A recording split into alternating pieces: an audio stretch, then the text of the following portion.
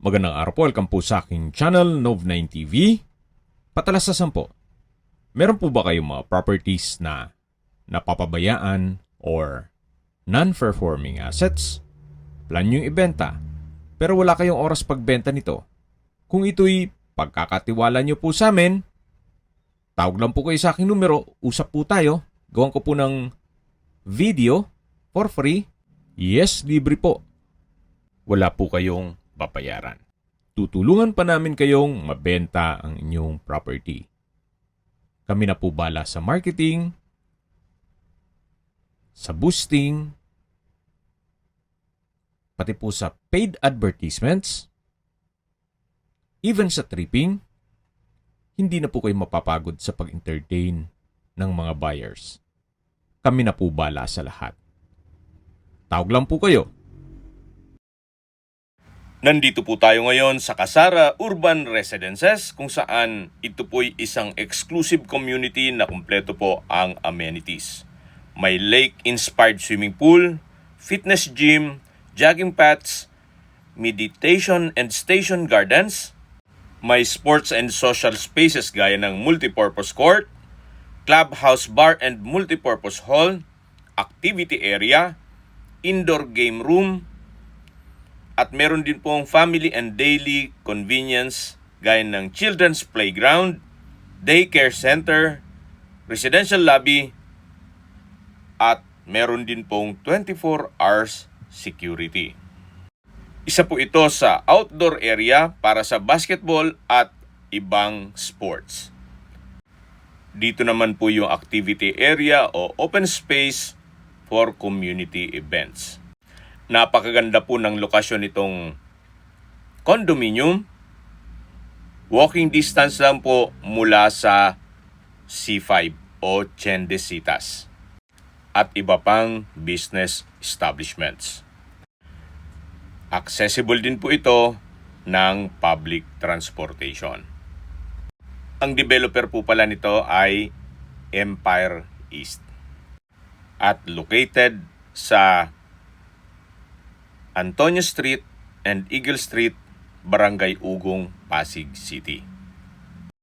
Dito po sa loob ay meron pong 6 na tower, high-rise community na may building features gaya ng interior design lobby and common areas, mail room, 100% standby backup automatic generator system for common areas only, 24-hour security, service and maintenance, fire alarm and smoke detection system, 2 fire exits per tower, centralized sanitary disposal system, automatic fire sprinkler system, allocated emergency load for residential units in case ng power outage. Water reservoir with separate fire reserves at CCTV cameras. Ang standard unit deliveries naman and finishes ay naka-tiles na po ang buong unit at meron din pong custom built-in kitchen counters and overhead cabinet. Ang toilet with exhaust fan at wall-hung bathroom sink at plastered wall in painted finish. Yung ceiling ay naka-gypsum board and painted finish in kitchen and toilet and bath. Paakyat na po tayo sa penthouse na kung saan ito po'y bi-level unit.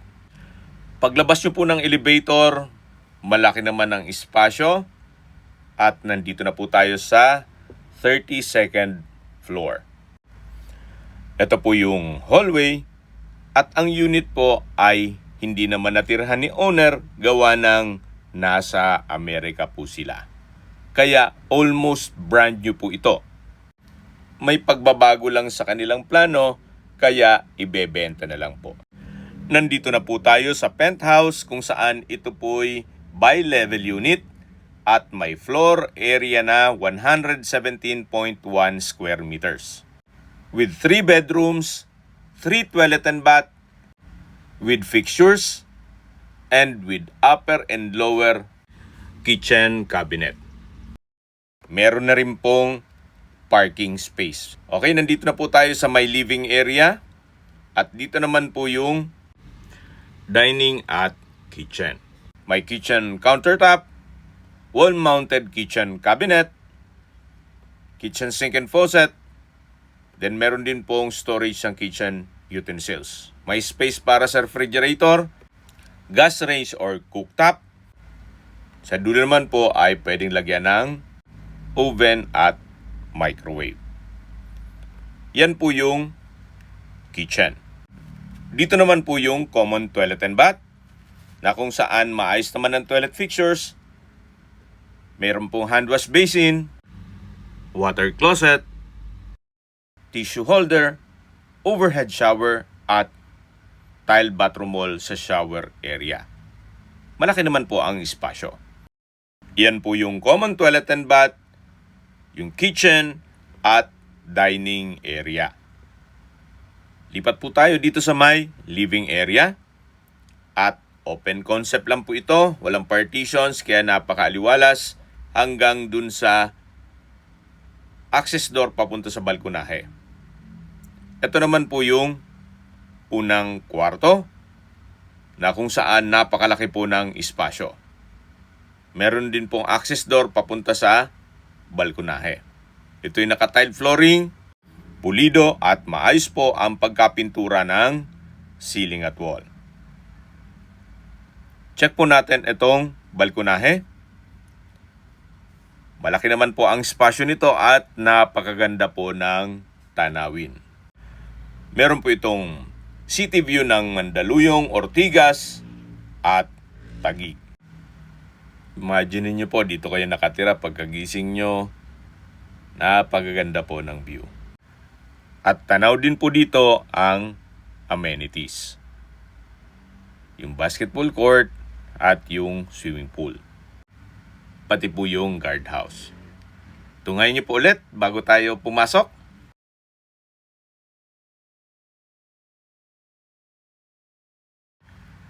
Ito po ulit yung unang kwarto o first bedroom na malaki naman ang espasyo nito.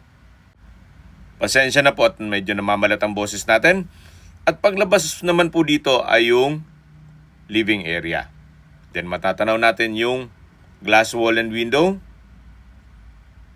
At dito naman po sa may living area ay meron ding balkonahe o terrace na halos katabi lang nung balkonahe na napwesto natin kanina. Yan po ulit yung tanawin, napakaganda, napakaliwalas. At balik ulit tayo dito sa loob. Ito po yung living area. Ito pong pintuan, yan po yung first bedroom. Matatanaw naman natin yung main door at dyan naman po yung dining at kitchen area. Nakatabi lang yung common toilet and bath. At ito naman po yung staircase o hagdan na papunta naman sa upper level. Ito po yung naka-tiled staircase at malaking bagay din tong glass wall and window dito sa may staircase, nag-serve sa as natural sunlight. Nandito na po tayo sa upper level kung saan dito naman po ay may dalawang kwarto. Ito po yung second bedroom. May water sprinkler, customized glass wall and window, then access door papunta sa balkonahe o terrace. Halos same view ng din po mula dun sa baba. Yan po yung tinutukoy ko na pintuan. Although na-check na natin, ganun pa man, pakita ko pa rin sa inyo. Ito po yung balkonahe ng second bedroom. Ito po ulit yung pangalawang kwarto o second bedroom. Tunghayin nyo po, pulido din ang pagkapintura ng ceiling at wall at ito'y naka-tile flooring na rin. At paglabas nyo po, Yan po ulit yung hallway. Ito po yung staircase window na nag-serve as natural sunlight. Even dito sa hallway. At ito naman po yung third bedroom o master bedroom na napakalaki po ng espasyo. Meron din po itong access door papunta sa balkonahe at dito naman po yung sariling toilet and bath. Malaki din po ang espasyo. May exhaust fan, hand wash basin, water closet, overhead shower at naka-tile bathroom wall ang shower area. Yan po yung toilet and bath ng master bedroom o pangatlo o third bedroom na napakalaki po ng espasyo. At ito po yung balkonahe na halos same view lang po dun sa mga naipakita ko sa inyo. At yan po yung balkonahe nung pangalawang kwarto o second bedroom. Ito po ulit yung third bedroom. Tunghayan nyo po. Sa dulo yung toilet and bath. At labas po tayo. Ito po ulit yung hallway. Yan yung staircase window. At dito naman po yung common toilet and bath ng upper level. Halos same setup. May hand wash basin, water closet, tissue holder, overhead shower, at tile bathroom wall sa shower area. Meron din pong exhaust fan.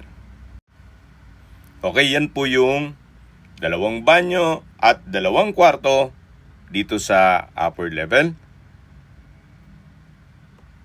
At pagbaba po natin ay nandun na yung kusina o kitchen at yung unang kwarto. Okay, recap sa mga nag-skip ng video.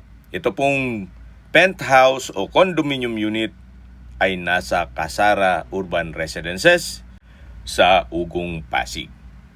May floor area po ito na 117 square meters, 3 bedrooms, 3 toilet and bath, may balkonahe, may kitchen, at meron din pong parking na kung saan yun po ang pupunta natin ngayon. At habang nasa hallway po tayo, pag-usapan na natin ang distance, location at travel time. Mula po sa C5 o Chendesitas, ito po'y walking distance lang. Mula naman po sa Ortigas Center, ang distance is 2 kilometers at ang travel time is 10 minutes. At mula naman po sa Libis, Quezon City, ang distance is 4.4 kilometers at ang travel time is 13 minutes.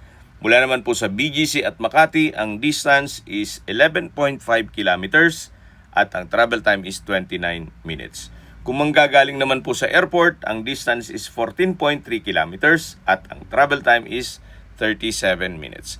At nandito na po tayo sa parking space na kung saan kasama po ito sa bentahan. Okay, sa presyo na po tayo. Ang bentahan po o market value ng condo unit na penthouse with 3 bedrooms at parking ay 25 million pesos. At wala na pong ganong nagbebenta ng ganong unit.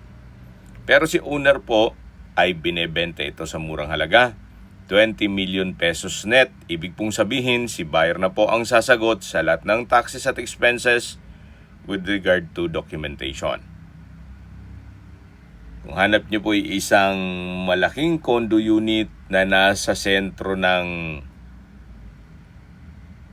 Ortigas, Quezon City, Taguig, Makati, even San Juan, ito na po yung hinahanap nyo. At pwede rin po itong maging income generating. Medyo mataas po ang rentahan ng penthouse dito. Anyway, upon tripping, pwede nyong inquire kung magkano ang monthly rental ng ganyang unit. At dito po tayo ngayon sa open space, then yung basketball court, ito po yung jogging path.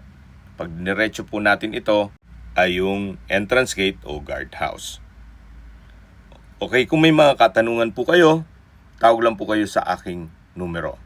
At sa mga kababayan naman natin nasa ibang bansa, meron po akong WhatsApp, Viber, Telegram at Signal. Same number lang po, 0917-316 3399. Pasensya na po sa boses ko at masama ang pakiramdam ng inyong lingkod. Pasensya na po ulit. Sa mga nagtatanong naman po ng aming Facebook, meron po aming Facebook page na Nov9TV at Facebook Real Video. Meron din pong TikTok at Instagram. May ibang YouTube channel po kami, the Nov9TV channel, Nov9TV Listings, Nov9TV On The Spot, Nov9TV Updates, at Nov9TV House Rental. Sana po naibigyan nyo ang video presentation. Paki-like and subscribe na lang po sa aking channel para ma-update din po kayo sa aking future listings. Kung sakali po hanap nyo yung mas malaking sukat ng lupa, meron din po kami ibang listings na pwede nyong pagpilian. Huwag po kayong mag-atubiling tumawag sa amin. Then, let us know your budget para malaman namin kung anong property pwede naming ilog sa inyo. Sa lahat pong viewers, subscriber at nagtiwala po sa amin, salamat po sa suporta. Ingat po kayo lagi at yung pamilya. Maraming salamat